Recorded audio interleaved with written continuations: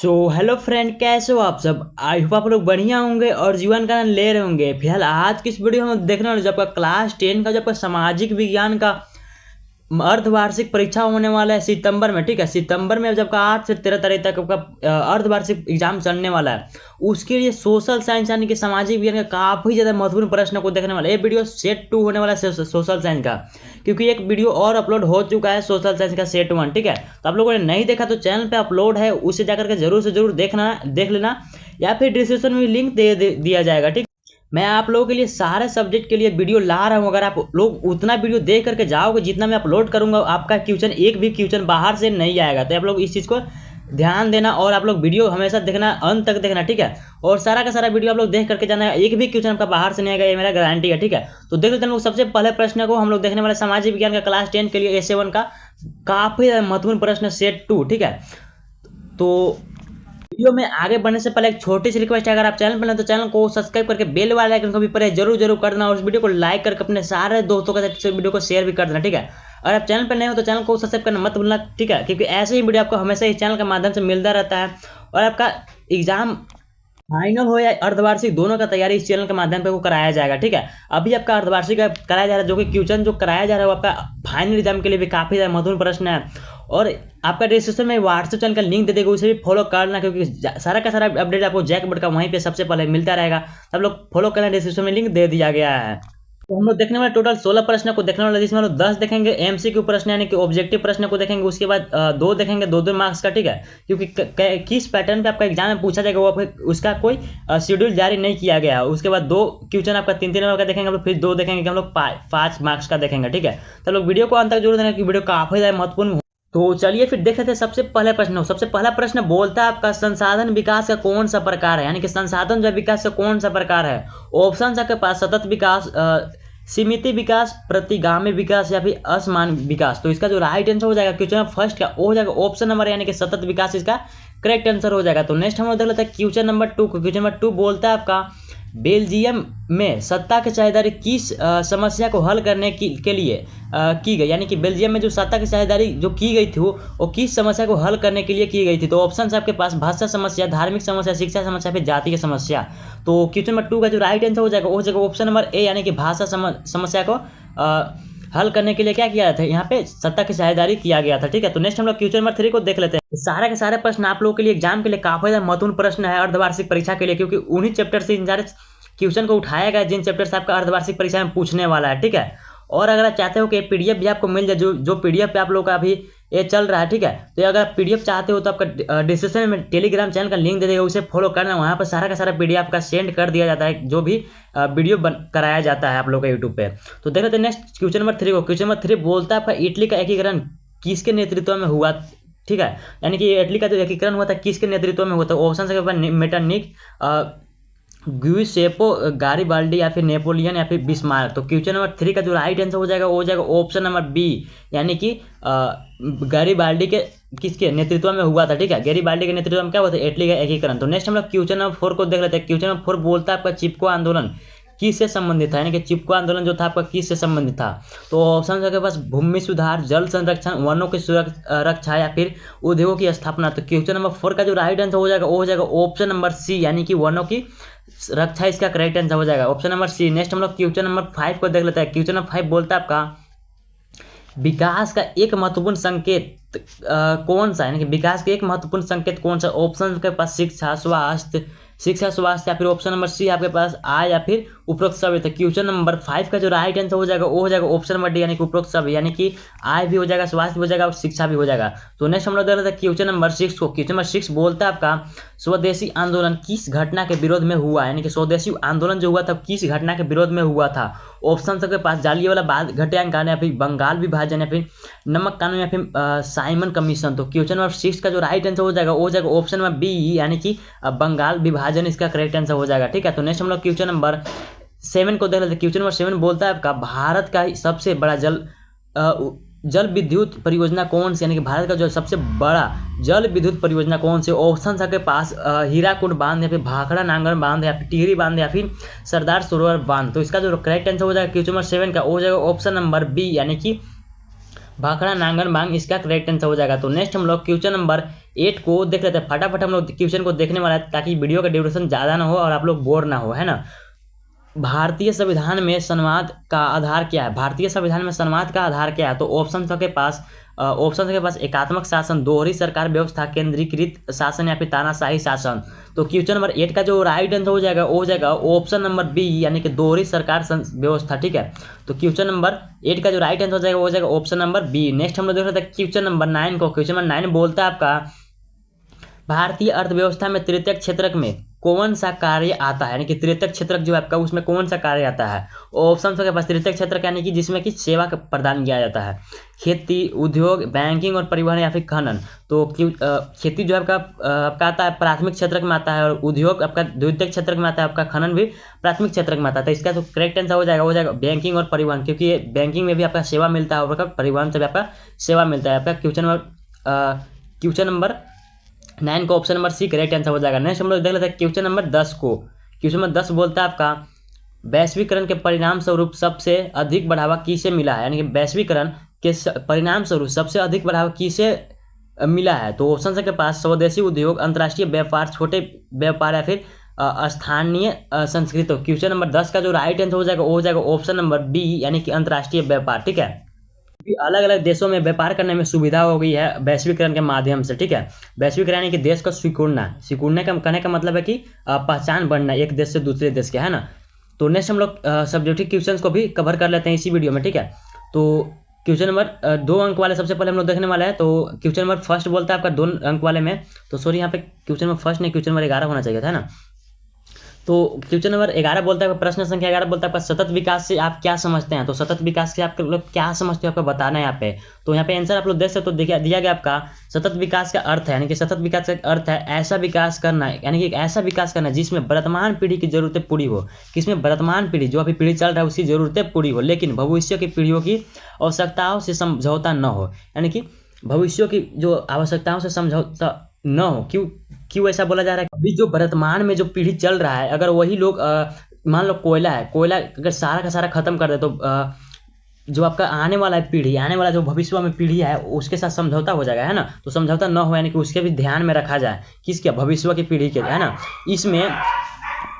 इसमें संसाधनों का संतुलित और समझदारी से उपयोग किया जाता है। तभी अगर संतुलित और समझदारी से उपयोग किया जाए तभी तो भविष्य की पीढ़ियों के लिए भी बची रहेगी कोई भी खनिज हो या फिर कोयला हो या फिर पेट्रोलियम हो, है ना। अगर अभी सारा का सारा खत्म कर दे तो भविष्य के लिए क्या बचेगा, ठीक है। तो उसको भी ध्यान में रखा जाए, तो यही आपका क्या होता है? सतत विकास होता है।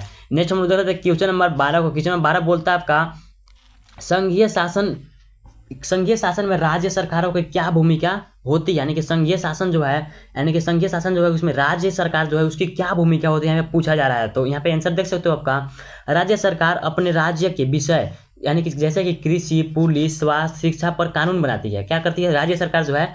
कृषि, पुलिस, स्वास्थ्य, शिक्षा पर क्या कानून बनाती है। यह जनता की स्थानीय समस्याओं का समाधान करती है, ठीक है। जनता की स्थानीय समस्याओं को जो समाधान करती है, जैसे मान लो कोई गांव है उसमें अगर सड़क बनाना है तो क्या करता है? वो राज्य सरकार ही उस पर काम करता है और उसका भूमिका होता है इसमें, है ना।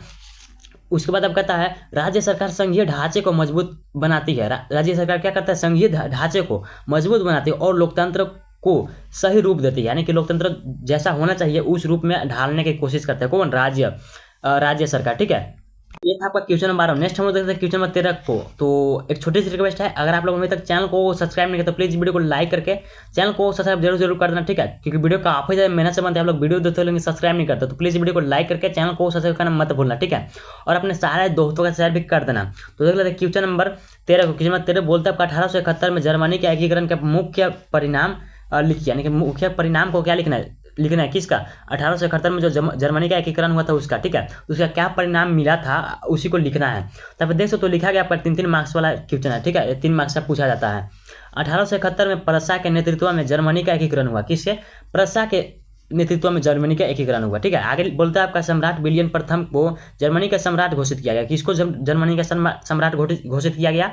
सम्राट विलियम प्रथम को, ठीक है। तब का ऑब्जेक्टिव में पूछा जा सकता है, ठीक है। जर्मनी यूरोप की एक शक्तिशाली राष्ट्र के रूप में उभरा। क्या? जर्मनी जो है यूरोप में है, ठीक है। वो अब क्या होगा? यूरोप की एक शक्तिशाली राष्ट्र के रूप में उभरा।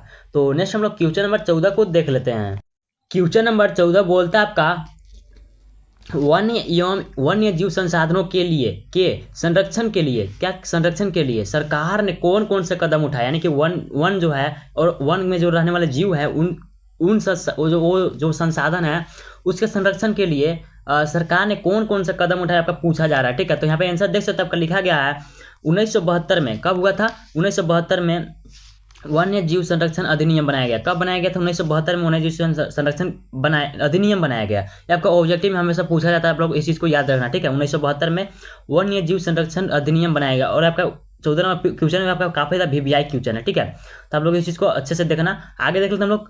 बोलता है आपका राष्ट्रीय उद्यान, अभ्यारण्य और बायोस्फीयर रिजर्व स्थापित किए गए। क्या क्या स्थापित किए गए? भारतीय उद्यान, अभ्यारण्य और बायोस्फीयर रिजर्व स्थापित किए गए। उसके बाद आप कहते हैं प्रोजेक्ट टाइगर और प्रोजेक्ट एलिफेंट जैसी योजनाएं शुरू की गई। तो यहाँ पे आप लोग प्रोजेक्ट टाइगर भी सिर्फ लिख दोगे तो चलेगा। ठीक है, क्योंकि सिलेबस में सिर्फ प्रोजेक्ट टाइगर ही है। जैसी योजनाएं शुरू की गई उसके बाद आप कहता है 5 मार्क्स वाला। ठीक है, तो एक छोटी सी रिक्वेस्ट, अगर आप लोग चैनल को सब्सक्राइब नहीं तो प्लीज वीडियो को लाइक करके चैनल को सब्सक्राइब जरूर कर देना। ठीक है, बस एक छोटी सी रिक्वेस्ट है, चैनल को सब्सक्राइब करना मत भूलना, क्योंकि वीडियो काफी ज्यादा मेहनत बनती है। आप लोग वीडियो सब्सक्राइब नहीं करते तो प्लीज इस वीडियो को लाइक करके चैनल को सब्सक्राइब कर देना। तो हम लोग देखने वाले हैं 5 मार्क्स वाले। तो आप देख सकते हो लिखा गया आपका क्वेश्चन 15 बोलता है आपका प्रश्न संख्या 1। सॉरी, ये कहाँ से आ गया? तो क्वेश्चन 15 बोलता है आपका असहयोग आंदोलन के कारण और प्रभाव लिखिए। क्या लिखना है? असहयोग आंदोलन के कारण लिखना है और प्रभाव लिखना है। जो असहयोग आंदोलन था जिसको कि गांधी जी ने शुरुआत किया था, है ना, उसके कारण लिखना है, उसका क्या कारण था वो स्टार्ट करने का, शुरुआत करने का, और प्रभाव को उसके लिखना है, यानी कि उसको शुरुआत करने के बाद क्या क्या प्रभाव पड़ा उस चीज को आप लोग को लिखना है। तो सबसे पहले हम लोग कारण को लिख लेते हैं। तो कारण यहाँ पे दिया गया आपका जालियांवाला बाग हत्याकांड के कारण क्या किया गया? असहयोग आंदोलन की शुरुआत किया गया। ठीक है, तो उसके बाद आप कहता है रोलेक्ट एक्ट का विरोध में, किसके विरोध में? रोलेक्ट एक्ट के विरोध में असहयोग आंदोलन को क्या किया गया था? स्टार्ट किया गया था, प्रारंभ किया गया था।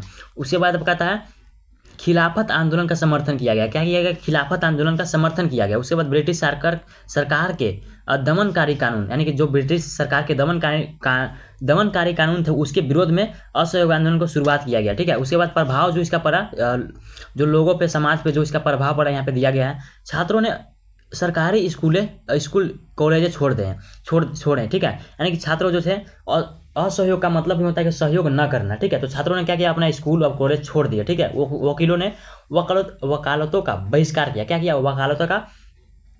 अदालतों का बहिष्कार किया, वकालतों का बहिष्कार किया। ठीक है, वकीलों ने बहिष्कार करना शुरू कर दिया, क्योंकि असहयोग आंदोलन में असहयोग नहीं करना था।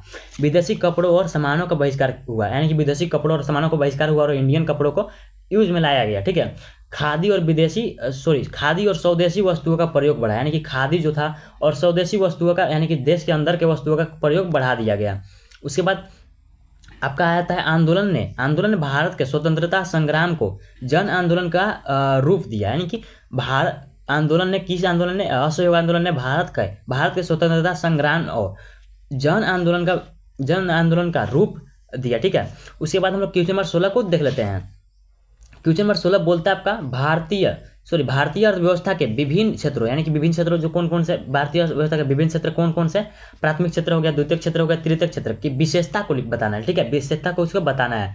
तब देख सकते हो, सबसे पहले हम लोग प्राथमिक क्षेत्र के विशेषता को देख लेते हैं और होता क्या है इस चीज को हम लोग समझ लेते हैं। कृषि आधारित होता है कौन? प्राथमिक क्षेत्र होता है, इसको कृषि क्षेत्र भी बोला जाता है प्राथमिक क्षेत्र को। ठीक है, खेती, मछली पालन, खनन आदि कार्य आते हैं किसमें? प्राथमिक क्षेत्र में, यानी कि कृषि क्षेत्र में आते हैं। यह प्राकृतिक संसाधनों पर निर्भर होता है, यानी कि प्राकृतिक संसाधनों का यूज करके ही बनाया जाता है इस चीज को।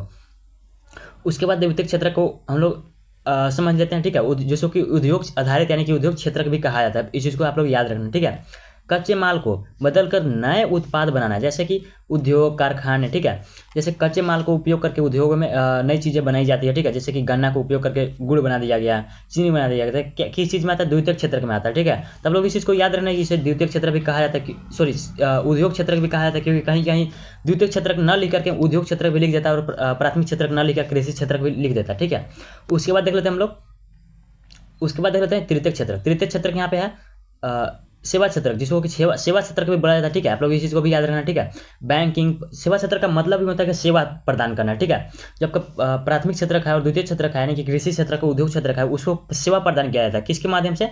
सेवा क्षेत्र के माध्यम से, यानी कि तृतीय क्षेत्र के माध्यम से।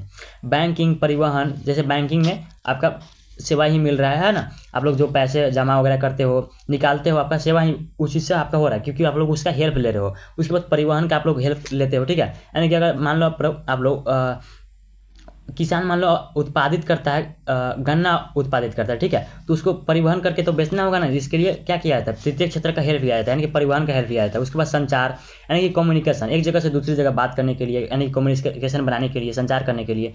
शिक्षा हो गया, और स्वास्थ्य जैसी सेवाएं किस में होती है, तृतीय क्षेत्र में होती है। यह दोनों क्षेत्रों को सहायता देता है, यानी कि ये दोनों क्षेत्रों को सहायता देता है। मैंने अभी बताया आप लोगों को कि प्राथमिक क्षेत्र को, द्वितीय क्षेत्र को सहायता प्रदान करता है ना। तो यही था आप लोगों का 16 मोस्ट इंपोर्टेंट क्वेश्चन, जो कि आपका एसे 1 और आपका फाइनल एग्जाम के दृष्टिकोण से, यानी कि अर्धवार्षिक परीक्षा और आपका वार्षिक परीक्षा के दृष्टिकोण से काफी ज्यादा महत्वपूर्ण प्रश्न थे, ठीक है। तो यही था आप लोग का 16 मोस्ट इंपोर्टेंट क्वेश्चन। उम्मीद करते हैं वीडियो पसंद है, वीडियो को लाइक कर देना। अगर आप लोगों ने अभी तक चैनल को सब्सक्राइब नहीं तो प्लीज वीडियो को लाइक करके चैनल को भी सब्सक्राइब कर देना। और आप चाहते हो कि पीडीएफ भी मिल जाए तो आप लोग डिस्क्रिप्शन में दे दिया गया टेलीग्राम का लिंक, उसे भी जाकर के देख सकते हो, ठीक है। तो मिलते हैं किसी नेक्स्ट वीडियो, तब तक के लिए बाय बाय।